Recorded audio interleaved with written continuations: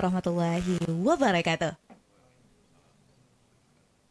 Halo pemirsa dimanapun Anda berada, baik yang berada di studio ataupun yang berada di rumah. Senang rasanya kembali lagi bersama saya Rodlo Rida dalam forum Dialog DPRD Banten. Pemirsa, pariwisata sebagai salah satu sektor strategis pembangunan daerah memberikan kontribusi yang cukup besar terhadap pembangunan perekonomian daerah serta nasional. Karakter kepariwisataan mampu menciptakan beragam mata rantai usaha pariwisata yang dapat menciptakan lapangan kerja yang luas serta penyerapan tenaga kerja yang cukup tinggi. Sebagai daerah yang memiliki banyak ekosistem alamnya, Provinsi Banten memiliki potensi pariwisata yang luar biasa. Kemajuan teknologi dan juga digitalisasi saat ini tentunya bermanfaat untuk berbagai aspek kehidupan, salah satunya promosi pariwisata.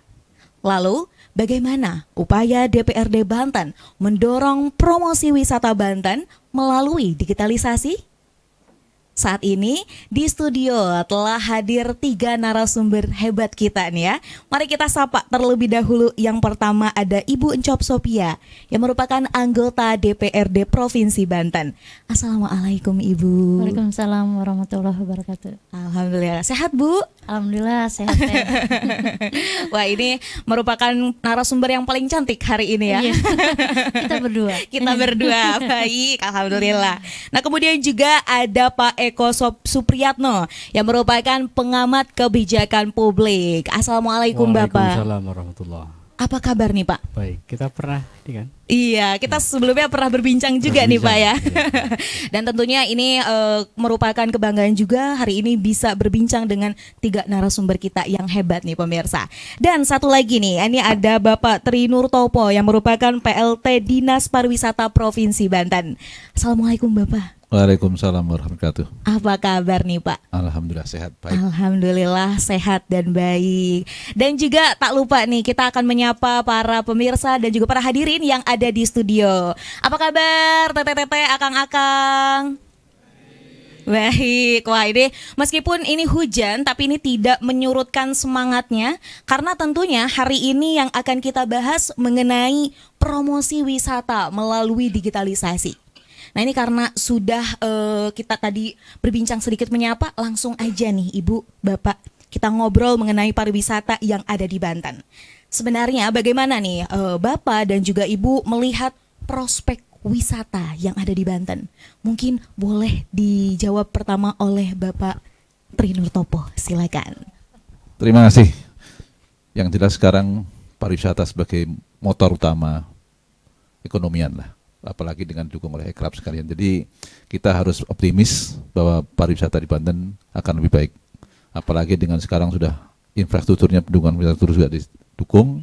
Kita juga sudah melakukan perbaikan-perbaikan di sektor itu. Mudah-mudahan ke depan harus lebih baik dari sekarang. Mudah-mudahan kunjungan juga meningkat setiap tahun. Apalagi ini, mohon maaf, mendekati Natal Tahun Baru. Biasanya akan terjadi peningkatan yang drastis kunjungan wisata di Provinsi Banten. Baik, jadi memang kalau kita lihat prospek wisata yang ada di Banten ini cukup mumpuni ya Pak ya? Ya, karena kan sering saya ngobrol sama teman-teman, kalau dari Jakarta, kalau mau kemana ya, kalau nggak ke arah, kalau mau dingin ya ke arah atas, kalau agak yang panas ya ke arah barat, dalam arti Banten, sekitar Banten dalam arti sampai ke selatan. Itu kan sekarang kayaknya sudah tren seperti itu. Itu kalau libur, kalau pingin yang dekat-dekat ya cuma 2, ke Puncak, Bandung atau ke Banten. Ke Banten. Oke, selanjutnya saya mau mendengar nih respon dari Ibu. Bagaimana melihat prospek dari wisata yang ada di Banten? Iya baik Teh. Saya sepakat dengan Pak Tri bahwa pariwisata di Banten ini bisa diharapkan menjadi tulang punggung perekonomian Banten. Dan lagi pariwisata di Banten ini memang cukup unik dan menarik. Kita punya laut, kita juga punya gunung gitu ya. Kemudian ada wisata, baik wisata buatan ataupun wisata alam, sangat kaya banget. Bahkan wisata religi juga sangat banyak. wisata sejarah juga banyak. Di Lebak kita punya Martatuli dan lain sebagainya ya. Kemudian di Pandeglang banyak juga wisata-wisata spiritual. Kemudian di Serang, di Cilegon kalau wisata spiritual ini banyak ini, mulai dari banyak sekali ya, mulai dari Lebak, Pandeglang, Serang, bahkan juga banyak yang diikuti juga mitos juga Pak. Katanya kalau pengen naik jabatan katanya gitu ya Pak ya, katanya pengen apa gitu ya, ada juga mitos-mitos gitu yang cukup menarik menurut saya. Di Banten ini banyak juga wisata-wisata religi dan itulah yang kita harapkan bahwa kesadaran peningkatan pariwisata di tengah-tengah masyarakat ini juga pariwisata ini salah satu segmen yang sangat asik ya, sangat menarik. Jadi orang bisa studi dengan cara bersenang-senang di wisata itu gitu. Dan juga wisata ini juga perdamaian juga. Jadi ada titik temu kalau orang ngedenger atau kalau orang makan gitu ya, ada titik temu yang membuat orang nyaman gitu. Nah, saya kira Banten banyak juga makanan-makanan khas Banten yang itu kalau orang yang benar-benar senang traveling itu biasanya juga ikut traveling food. Nah, di Banten ini banyak juga makanan-makanan khas yang mungkin sangat baik untuk dicicipi gitu. Itulah Teh. Baik, jadi memang bukan hanya terkait ragamnya wisata, tapi juga kuliner ya Bu ya. Nah, ini juga membuat keragaman Banten menjadi kebanggaan tentunya bagi kita selaku masyarakat yang ada di Provinsi Banten. Selanjutnya ke Bapak Eko, silakan. Ya, Banten itu setiap tempat, setiap kisah ya. Jadi sudut pandang kami itu pariwisata itu kan bukan melulu destinasi, tetapi di dalamnya ada kisah.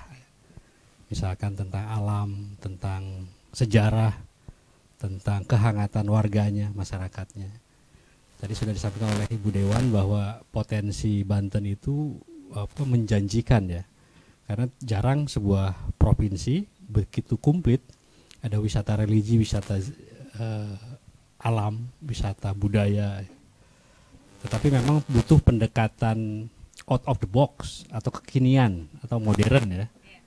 Saya baca jurnal Bu Dewan bahwa tahun 80-an itu orang berwisata itu karena banyaknya orang untuk main atau kuantitatif ya.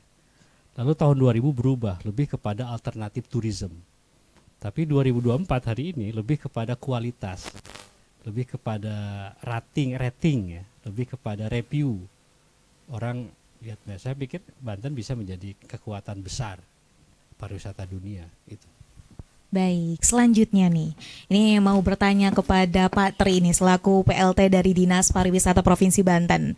Apa saja upaya yang memang sudah dilakukan nih Pak untuk mempromosikan wisata yang ada di Banten?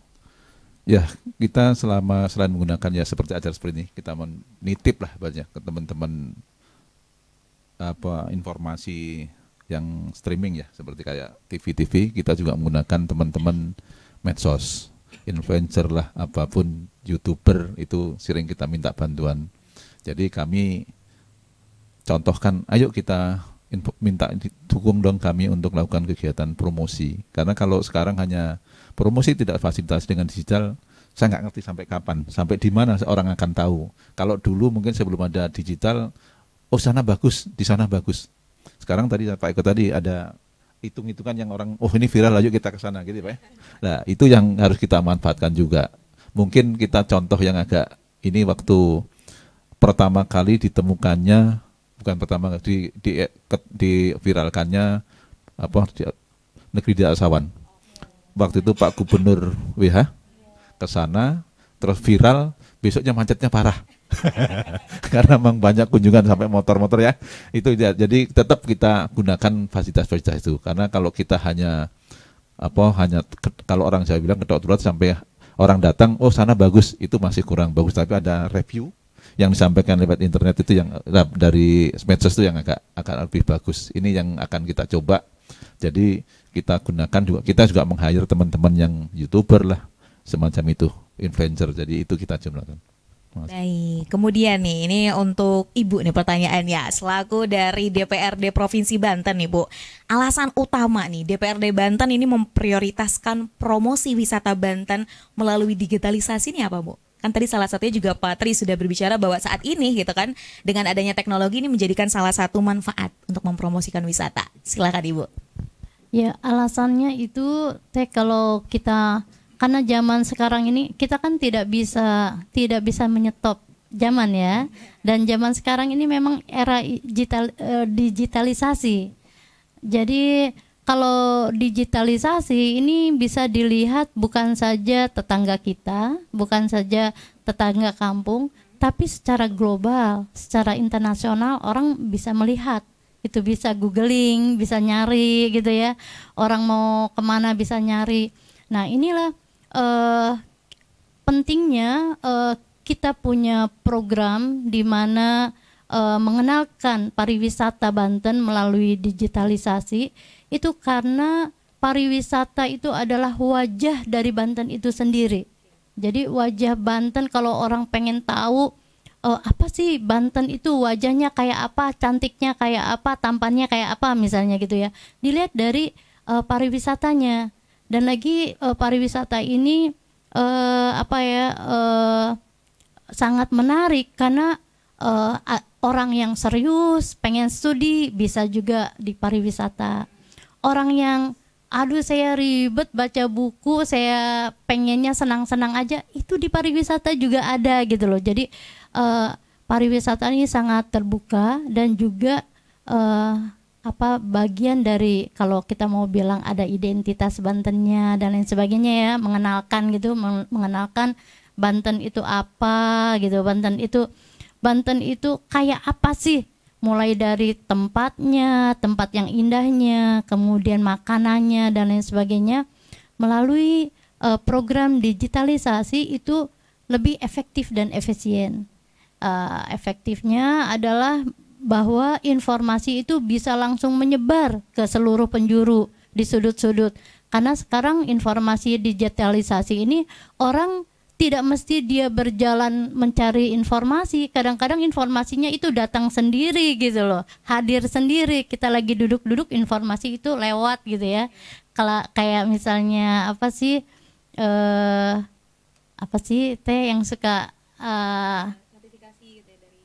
media sosial. Iya, biasanya. kayak gitulah. Ada notifikasi, ada apa. Nah, tinggal ini digitalisasinya harus lebih canggih, sehingga misalnya kalau orang udah masuk Banten mungkin mungkin bisa itu kan teh ada program selamat datang di Banten misalnya gitu ya, selamat datang di Anyer, atau ada pesan-pesan pariwisata yang itu masuk gitu, masuk di dalam setiap orang masuk pesan. Itu sama sih kalau di beberapa tempat, misalnya di beberapa tempat itu misalnya entah itu Coca-Cola, saya maaf ya, maksudnya yang iklan-iklan satu brand iklan itu bisa masuk sendiri ke WA kita gitu loh.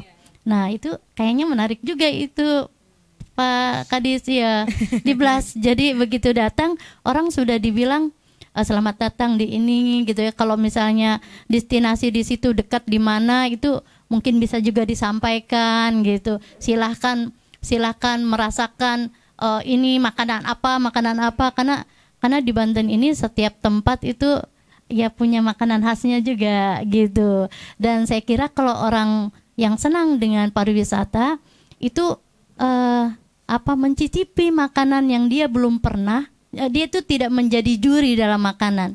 Jadi dia akan menikmati seluruh makanan. Jadi makanan itu tidak ada yang enak dan tidak enak, semuanya enak gitu loh. Nah, kalau sudah mencicipi ini, mencicipi itu juga bagian kebahagiaan tersendiri itu bagi orang-orang lain. Jadi bisa mengenalkan Banten secara cepat, kemudian juga bisa menguatkan potensi UMKM-nya, potensi alamnya. Itu banyak sekali lah kalau kita kupas ya. Kenapa pengenalan pariwisata melalui digitalisasi itu lebih efektif dan efisien. Baik, jadi memang karena zaman now lah ibaratnya ya, dengan digitalisasi yang makin maju gitu kan, dan tentunya ini menjadi salah satu manfaat nih yang bisa digunakan dalam mempromosikan wisata yang ada di Banten. Nah kalau menurut Pak Eko sendiri nih Pak, seberapa penting sebenarnya Pak promosi wisata Banten dikemas melalui digitalisasi? Ya, sangat penting. Jadi apa? Ada jangka pendek, ada jangka panjang ya. Kalau jangka pendek itu bagaimana destinasi Banten ini akan banyak orang untuk main. Tapi jangka panjangnya kan citra khas ya, global Banten itu akan kuat gitu. Jadi menurut saya seperti platform influence, seperti media sosial itu harus betul-betul dimaksimalkan, dioptimalkan. Ada sebuah survei, riset itu bahwa destinasi yang mendigitalisasi dirinya itu 80% itu laris. Begitupun pelaku wisata UMKM yang dia aktif IG, TikTok ataupun media sosial lainnya dia laku jualannya gitu.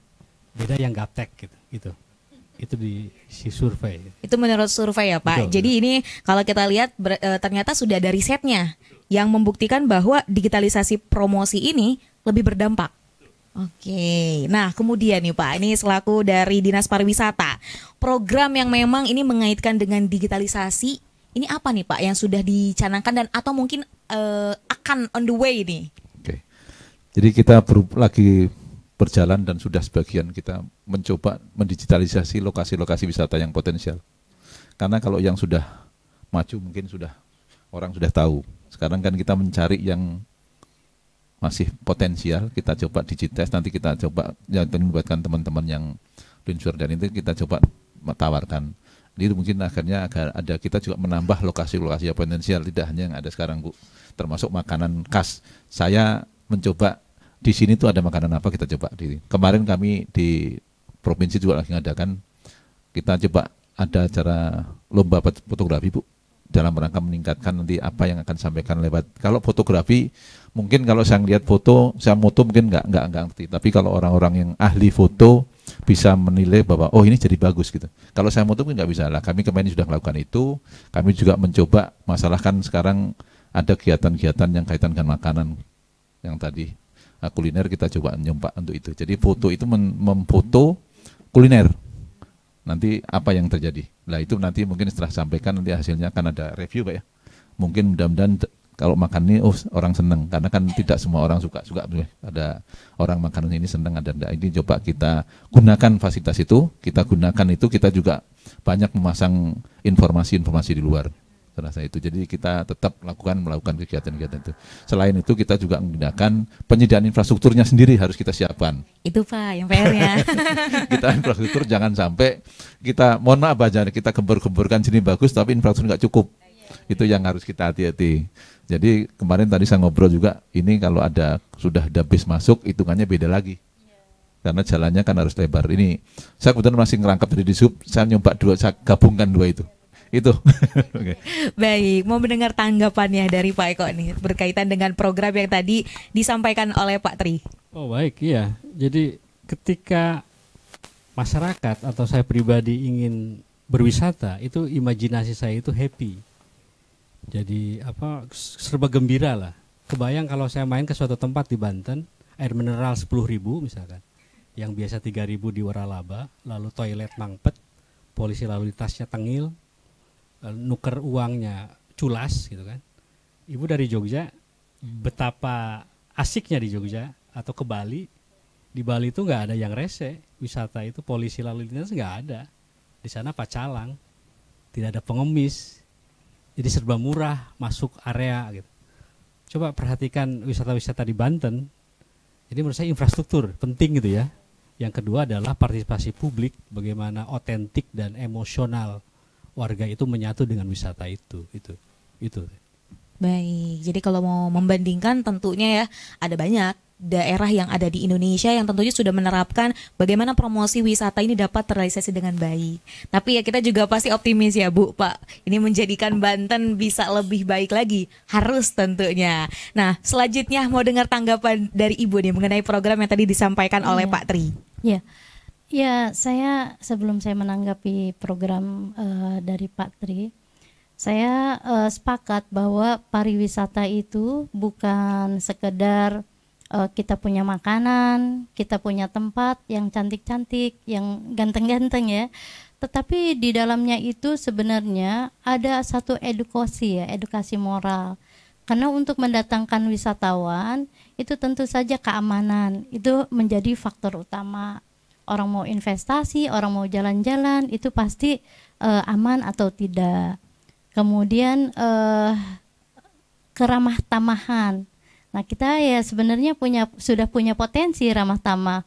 Ya orang Banten mah baik-baik gitu ya, baik-baik, ramah tamah.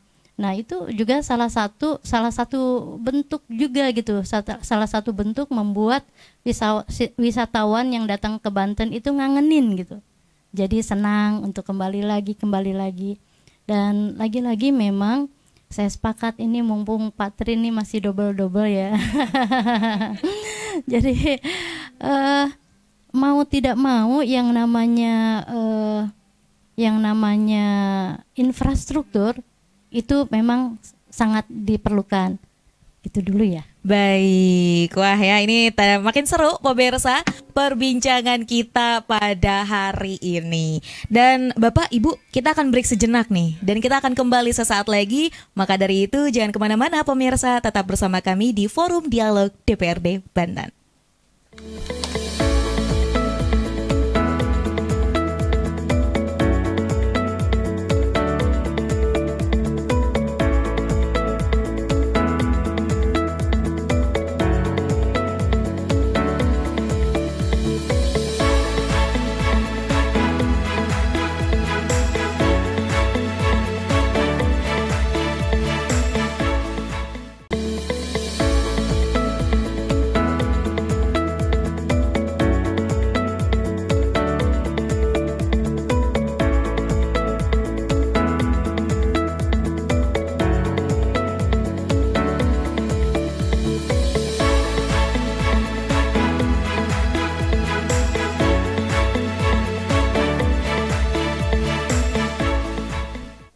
Kembali lagi pemirsa tentunya bersama kami dalam Forum Dialog DPRD Banten. Beri tepuk tangan dong hadirin sekalian. Dan senang rasanya tentunya ini makin ramai ya, banyak juga penonton yang ada di studio yang tentunya ini tadi asyik ya. Kita menyimak perbincangan bersama 3 narasumber yang hebat nih ya, membahas bagaimana promosi wisata melalui digitalisasi. Kalau tadi di awal kita udah sedikit lah ya Pak membahas mengenai bagaimana digitalisasi dalam mempromosikan wisata. Selanjutnya ini dampak yang memang diharapkan dari digitalisasi promosi wisata terhadap tentunya perekonomian dan juga pengembangan sektor pariwisata yang ada di Banten. Boleh Bapak terlebih dahulu, Pak Tri terlebih dahulu. Ya, kita dengan adanya peningkatan pariwisata, otomatis ekonomi masyarakat juga tercampur, otomatis juga ekonomi pemerintahan dalam pendapatan juga ada. Ini jadi runutannya adalah dari wisata kita bisa meningkatkan perekonomian semuanya. Dari segi devisa mungkin yang nasional, daerah mungkin ada retribusi kan ada itu. Kemudian masyarakat dengan dia berjualan atau terlibat dalam pariwisata adalah pendapatan yang diterima. Ini yang kami berhitung adalah kalau hanya satu kegiatan berapa sih dampaknya. Kita kalau ngitung kan kita tidak bisa langsung. Hanya si atok yang terima. Contoh yang agak ekstrim adalah pada saat kita buka pariwisata, mungkin di situ ada ojek, ada penyedia makanan, warung, juga mungkin adalah pengamanan.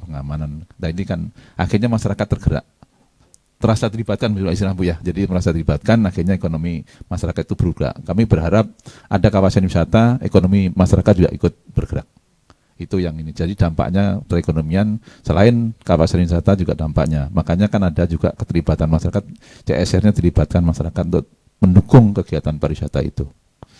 Gitu. Jadi ekonomi pariwisata harus dapat menggerakkan perekonomian setempat lokal lah gitu. Baik, kalau selaku masyarakat dan juga pengamat nih Pak, bagaimana ini dampak yang memang diharapkan dari adanya promosi wisata melalui digitalisasi pada perekonomian dan juga pembangunan daerah? Ya, survive-nya masyarakat yang punya wisata menurut saya itu hasil diri sendiri sebenarnya. Kadang-kadang publik yang punya wisata Bu ya, itu kadang-kadang bingung ini pemerintah punya blueprint nggak gitu. Tadinya mau ngikutin gitu publik itu. Artinya apa, kelembagaan, studi kelayakan dan sebagainya. Makanya tarif Pak Kadis dan lain-lain itu perlu diatur ya. Jadi menurut saya pelatihan ya, vokasi ya itu penting bagi publik itu. Jadi ini bukan kritik ya. Jadi saya melihat di setiap wisata itu karena mereka sendiri, bayangkan COVID dulu sampai sekarang itu kan survive sendiri mereka. Jadi saya pikir itu kira-kira. Nah ini berbicara mengenai orang-orang sekitar yang ada di tempat wisata. Tentunya kadang yang dicanangkan oleh masyarakat adalah bagaimana ia terkena dampaknya. Nah ini bagaimana Pak peran pemerintah, begitu juga dari DPRD nih ya, membantu dalam tadi menyukseskan adanya pemerataan ekonomi atau minimal orang-orang tuh terkena dampak ekonominya lah seperti itu. Seperti apa nih Pak? Ya, kita ada kegiatan pemberdayaan masyarakat. Mungkin kita adakan pelatihan masyarakat.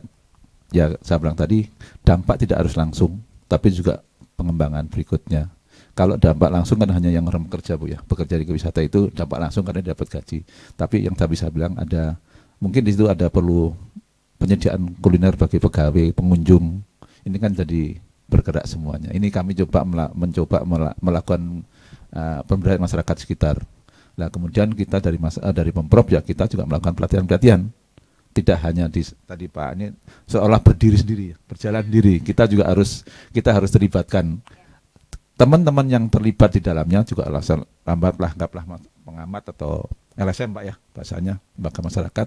Kita libatkan karena yang detail lebih tahu dia sebenarnya. Bukan kita pemerintah enggak juga. Katakanlah sini harusnya ini kan teman-teman yang ngerti lapangan. Tapi ayo kita untuk mendapatkan itu kita memberikanlah pelatihan ini loh caranya, jangan begini, jangan seolah tadi kalau bisa kan kalau tamu ke sini ke Banten wisata puas, saya ingin datang lagi Pak ya. Gitu. Encap tadi. Jadi jangan bahasanya kok kesana begini ya. Kalau bisa kan enggak seperti itu. Jadi datang puas, dia ingin datang lagi dan tidak sendiri biasanya. Bawa teman-teman. Ayo kita ke sana bagus kok. Ini yang harus kita bikin image seperti itu, masyarakat yang di sekitarnya juga bisa terdorong untuk membawa itu. Baik, jadi merekomendasikan tempat wisata itu kepada orang-orang sekitarnya ya. Akhirnya juga menambah nih para wisatawan yang akan hadir di wisata dia di Banten. Kalau menurut Ibu Encap sendiri, bagaimana nih Bu mengenai hal yang dapat dilakukan oleh pemerintah tentunya dari DPRD juga dalam menjadikan masyarakat yang ada di sekitarnya juga mampu terwadahi mempromosikan wisata. Ya, saya menyambung dari Pak Kadis mengenai ada inovasi-inovasi baru mengenai pariwisata. Di kita itu kan walaupun itu di kabupaten kota ya, tetapi provinsi ini kan juga tetap memfasilitasi ya Pak. Adanya kelompok sadar wisata. Jadi Pokdarwis. Nah, ini Pokdarwis ini adalah sebenarnya partisipasi masyarakat ya yang memiliki kesadaran wisata, mempromosikan wilayahnya.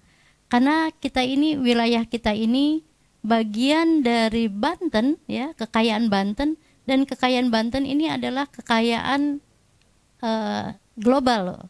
Gitu. Jadi di zaman sekarang ini udah globalisasi ini, misalnya di Cipocok Jaya gitu ya, punya kekhasan apa, bagaimana ya kumpul saja 6 atau berapa orang mengorganisir dirinya, entah itu RT-nya, entah itu apa, atau misalnya ini teman-teman yang masih muda-muda gitu membuat kelompok pariwisata itu juga dikuatkan oleh pemerintah, dan kami juga di DPRD juga menguatkan. Jadi bagaimana pariwisata berbasis dari kesadaran masyarakat itu sendiri terhadap pariwisata. Jadi dia bisa mempromosikan tempatnya gitu ya. Kemudian dia bisa mempromosikan kulinernya, dan tentu saja semuanya itu tidak bisa dilepas, semuanya itu tetap harus ada bimbingan atau kalau tidak salah ada sertifikasi gitu Pak ya, sertifikasi guide dan lain sebagainya, sehingga sangat kualitasnya itu memang kualitasnya terjamin.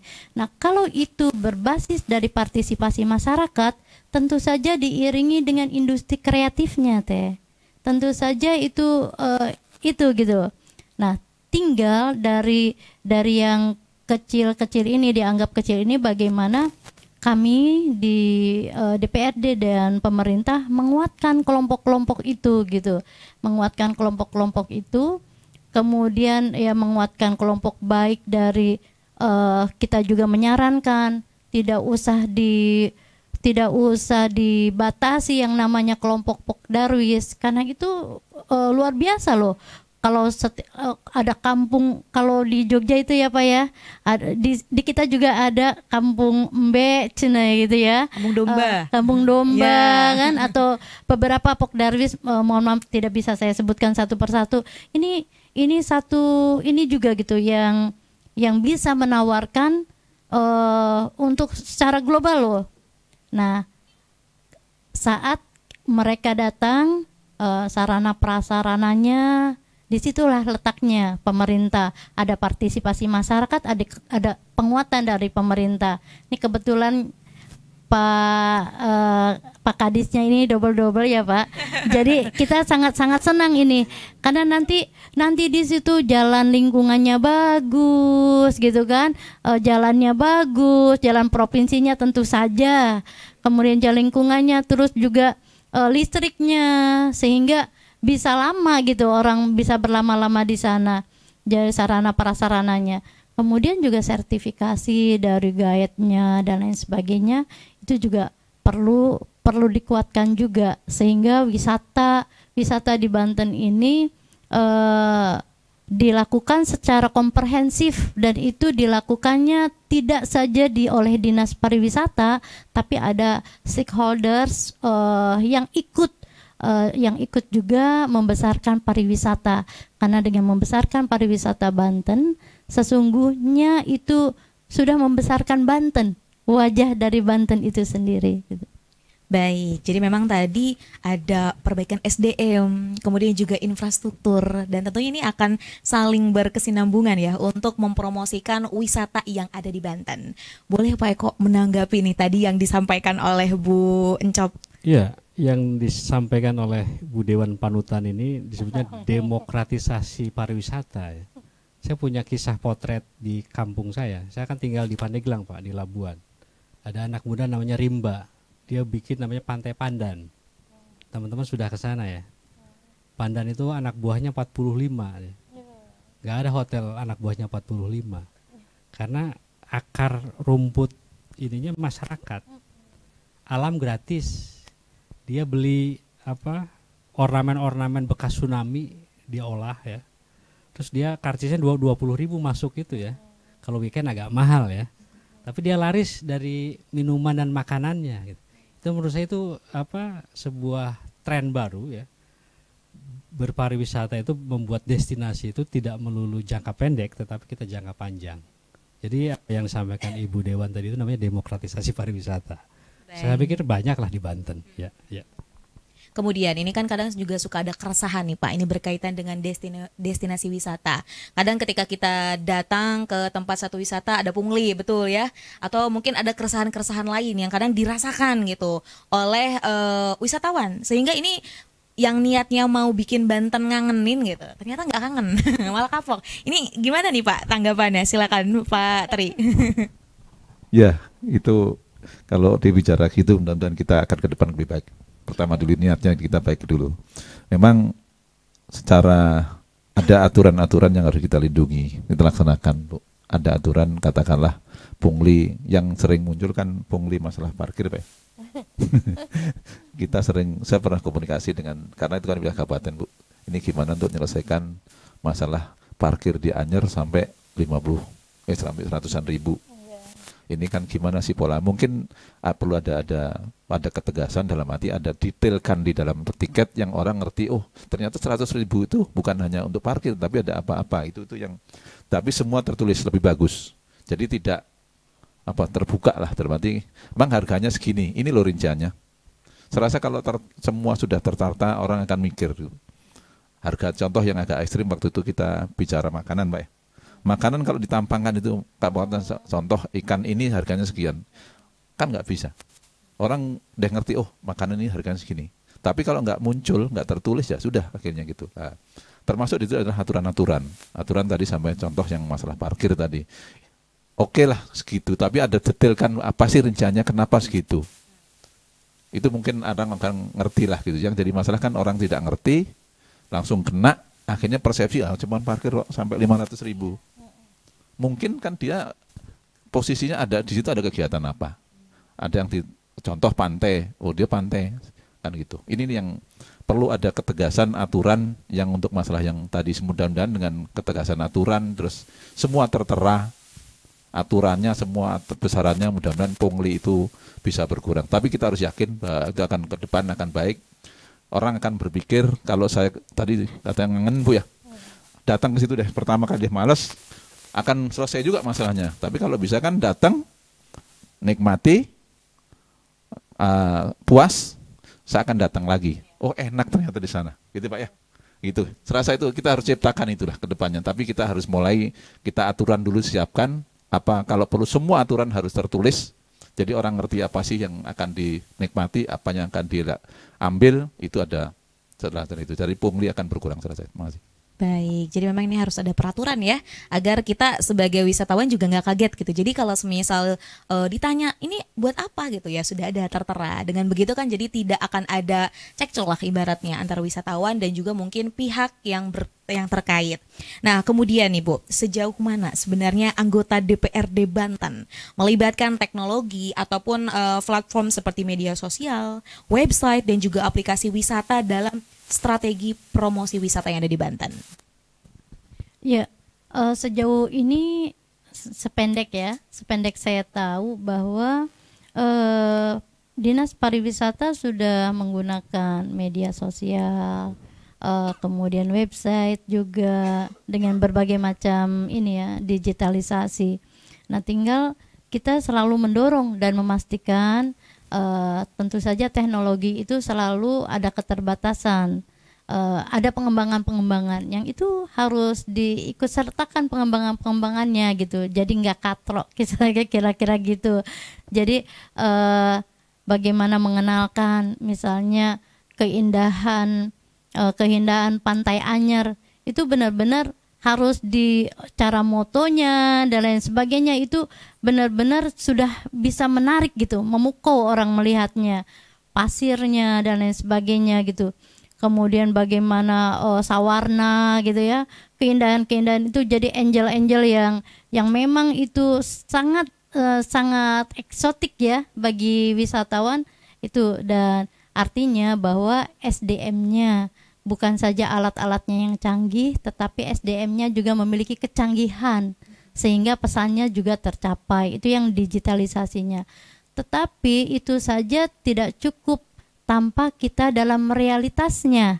Dalam realitasnya ketika orang datang tertarik karena ngelihat review orang, karena ngelihat fotonya, ketika datang itu juga harus kita siapkan gitu, karena sebagai negara ini mau tidak mau harus selalu hadir dan kita memang ada keterbatasan wewenang, tetapi keterbatasan itu ada kolaborasi ya Pak ya. Jadi ada kolaborasi dengan kabupaten kota yang itu juga saling menguatkan. Jadi SDM-nya harus ada peningkatan. SDM ini bukan saja pelaku pariwisata, tetapi seluruh masyarakat. Kesadaran pariwisata di tengah-tengah masyarakat itu juga harus terus didengungkan gitu loh. Karena kita yakin kalau misalnya adik-adik ya teman-teman ini sering jalan-jalan itu pikirannya lebih terbuka, perspektifnya lebih terbuka, kesantunannya juga lebih terbuka. Jadi semakin orang itu banyak berjalan, berwisata ke berbagai tempat, baik itu di lingkungan Banten saja ataupun di luar, maka sebenarnya semakin bijak dalam melihat dan juga semakin antik matanya ngelihatnya gitu loh, senang yang menyenangkan gitu, senang. Itu saja teh. Baik, jadi kalau kata anak zaman now mah healing, betul? Healing biar nggak hulang katanya begitu Bu. Makanya mumpung di Banten ini banyak wisata, yuk gitu. Kita sering-seringlah berwisata. Nah, kemudian ini Pak, mau bertanya kepada Ibu dan juga Bapak gitu ya, terkait dengan seberapa penting kolaborasi. Tadi kan Ibu juga sempat menyampaikan bahwa harus ada kolaborasi. Nah, ngomong-ngomong kolaborasi, memangnya seberapa penting kolaborasi antara pemerintah, kemudian juga masyarakat dan sektor swasta lainnya. Boleh Bapak silakan. Terima kasih. Itu kalau kita bekerja sendiri kayaknya nggak mungkin. Kita harus kolaborasi, masyarakat harus dilibatkan. Kita tidak mungkin kita meningkatkan kegiatan tidak ada melibatkan masyarakat, kemudian pemerintah juga harus supporting itu, kita juga sebagai pelakunya, kemudian kita juga dewan harus supporting juga, kan gitu. Nah, jadi kita juga dunia usaha harus koordinasi. Jadi kalau ada kolaborasi, kita minimal ada koreksi, ada ini bisa langsung ketemu. Tapi kalau kita berjalan sendiri, seolah-olah kita paling benar. Tapi setelah dimasukin orang lain, oh iya ternyata ada yang salah ya gini. Ini makanya saya berpikir kolaborasi harus dilaksanakan. Duduk dalam satu tempat dengan kedudukan yang sama. Nanti baru ketemu, oh ini masalahnya ini masalahnya. Saya rasa kalau permasalahan dilihat satu orang lebih gampang lah. Tapi kalau dilihat semua banyak orang baru nanti akan ketemu lah gitu. Contoh kemacetan atau apapun yang kunjungan wisata turun. Kita lihat, oh mungkin ini jalannya rusak. Oh ini makanannya mahal. Oh ini ada pungli, ini kan ketemu nanti. Tapi kalau saya katakan saya orang pariwisata, mungkin pelayanannya jelek ya. Tapi kalau saya orang berhubungan, oh ini jalannya rusak. Orang kepolisian ada hal-hal yang pengamanannya kurang bagus. Ini kan kalau kooperasi semua akan tercapai. Jadi kita tidak hanya pemerintah, TNI Polri, swasta, dunia usaha, masyarakat itu harus kolaborasi dalam rangka meningkatkan potensi wisata yang ada di satu tempat. Baik, Bapak, Ibu dan juga hadirin sekalian ya yang ada di studio dan juga yang ada di rumah, kita akan break sejenak dan kita akan kembali sesaat lagi. Maka dari itu jangan kemana-mana, tetap bersama kami di Forum Dialog DPRD Banten.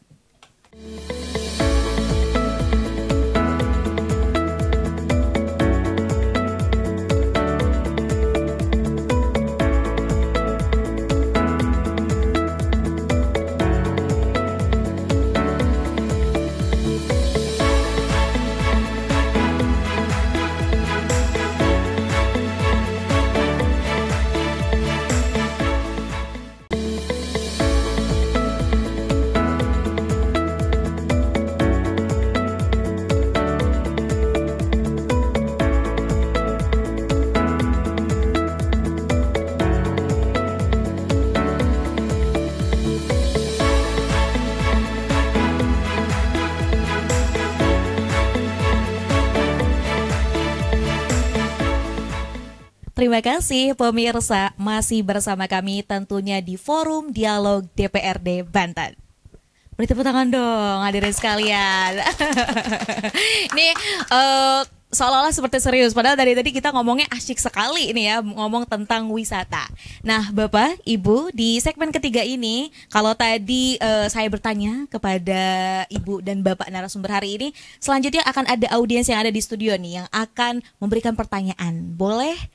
Di sebelah kanan, silahkan Kang. Mohon izin Pak semuanya, Ibu. Assalamualaikum warahmatullahi wabarakatuh. Waalaikumsalam warahmatullahi wabarakatuh. Perkenalkan, nama saya Aldi Saputra Ramadan. Saya dari Universitas Primagraha.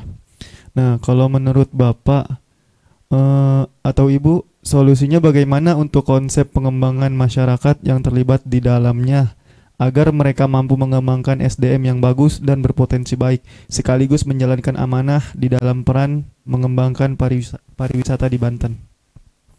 Baik. Betul ngerti Ibu, Bapak? Boleh diulang lagi atau sudah? Baik. Kita sambung ke pertanyaan yang selanjutnya. Silahkan, dari sebelah mana ini? Oh, di tengah. Silakan.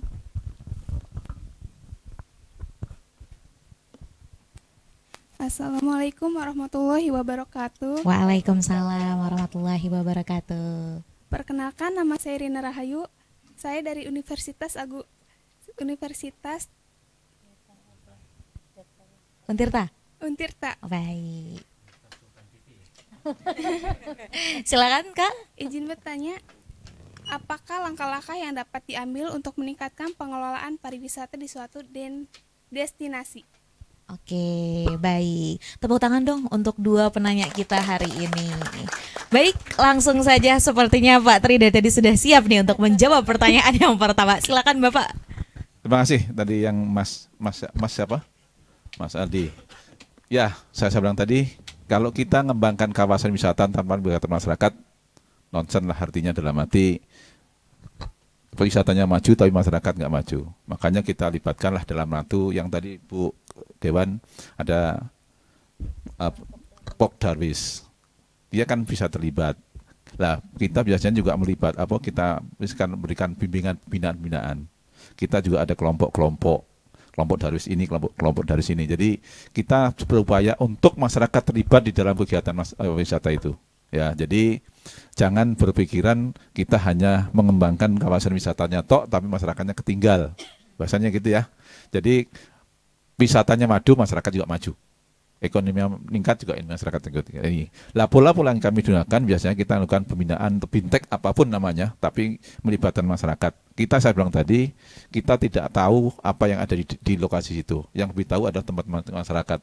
Tapi kita ayo kita tingkatkan caranya. Mungkin saya bilang tadi, jadi katakanlah ada kuliner. Ya udah kita dorong untuk kuliner itu ditingkatkan jadi khas ya, Bu. Kalau saya ke kawasan wisata sana, di sana ada makanan enak loh, namanya ini. Lah ini kan kelibatan masyarakat. Ini nih yang kita coba, kita lakukan pembinaan, kita lakukan pelatihan. Jangan lupa Pak Adik ya, kita juga pada saat kita pelatihan, kita juga ada sertifikasi. Sertifikasi itu bukan hanya untuk di situ. Kalau nanti suatu itu harus pergi kemana, kalau punya sertifikat itu kan itu yang mengeluarkan lembaga sertifikasi nasional. Jadi kalau itu sudah nanti bisa digunakan di daerah mana, di lain, tidak hanya katakanlah wisata di Tanjung Lesung atau ini. Nanti di Bali ada punya sertifikat laki kelahan ini. Ngelamar di sana bisa, karena itu sertifikatnya diakui secara nasional. Kalau yang mengeluarkan lembaga sertifikasi. Jadi itu ya, jadi tetap masyarakat di sekitar harus dilibatkan dalam kegiatan induk pariwisata itu. Makasih. Baik, selanjutnya boleh dari Ibu terlebih dahulu? Ya boleh. Ya terima kasih Teh. Jadi ini teman-teman, kalau kita ngomongin pariwisata, karena ini kan kita ngomonginnya bagaimana pemerintah Banten, itu ada pariwisata itu yang pihak ketiga ya, yang swasta, yang murni swasta, yang itu berbayar.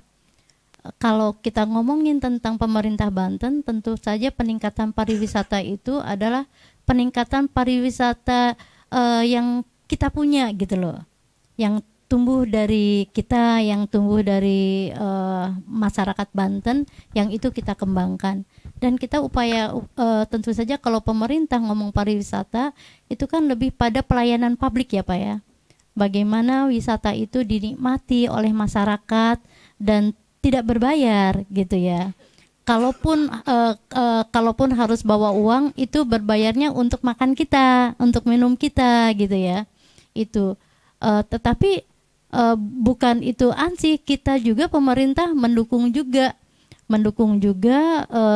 teman-teman pihak ketiga yang mengeksplorasi potensi Banten yang kemudian masuknya itu berbayar, itu juga sah, tetapi itu jangan sampai liar ya Pak ya. Tadi semuanya tersistematisir, harganya berapa, masuknya berapa, makanan itu harga berapa, itu juga di ini. Nah, kalau keterlibatan dunia usaha itu keterlibatannya CSR-nya gitu. Apakah CSR-nya itu memperkuat kelompok Pok Darwis ataukah memperkuat yang dimiliki oleh pemerintah, infrastruktur yang dari pemerintah ditambah lagi, atau infrastruktur pendidikannya, kapasitasnya, itu juga bisa dilakukan. Jadi yang tadi itu pariwisata ini tidak bisa sendiri-sendiri dan juga tidak bisa ditinggalkan oleh masyarakat gitu. Jadi teman-teman jangan bayangkan pariwisata ini, kalau kita ngobrol-ngobrol pariwisata ini pariwisata yang berbayar dan itu bukan milik pemerintah. Tapi kita memikirkan bagaimana pemerintah memikirkan untuk publik pariwisata itu lebih diutamakan sehingga semua orang memiliki akses untuk berpariwisata gitu. Dia bisa lari, dia rumahnya kecil, susah, yang katanya selonjoran aja susah. Nah, tetapi kalau pemerintah ada tempat yang menarik untuk wisata, anaknya itu dianya juga bisa berlari-lari makan di dekat laut gitu loh. Jadi itulah yang mungkin yang kelebihan kita ya Pak ya sebagai pemerintah mengupayakan itu, dan juga bahwa pariwisata saja di situ bukan sekedar pariwisata, tetapi itu adalah lagi-lagi wajahnya Banten, sehingga ini benar-benar harus dibenahi betul. Jadi kayak gini, kalau ke Banten mah banyak tempat yang indah-indah dan itu gratisan gitu. Asik banget kan? Banyak makanannya murah-murah, orangnya ramah tamah dan aman. Nah, itulah saya kira ininya, dan mau tidak mau pasti ada infaknya pada pemberdayaan masyarakat, termasuk juga ekonomi masyarakat itu sendiri. Baik, nah selanjutnya mau mendengar nih dari Pak Eko. Tadi kan kalau yang pertama berkaitan dengan SDM, kemudian yang kedua berkaitan dengan pengelolaan wisata. Boleh Pak? Baik, jadi sinergi kolaborasi ya.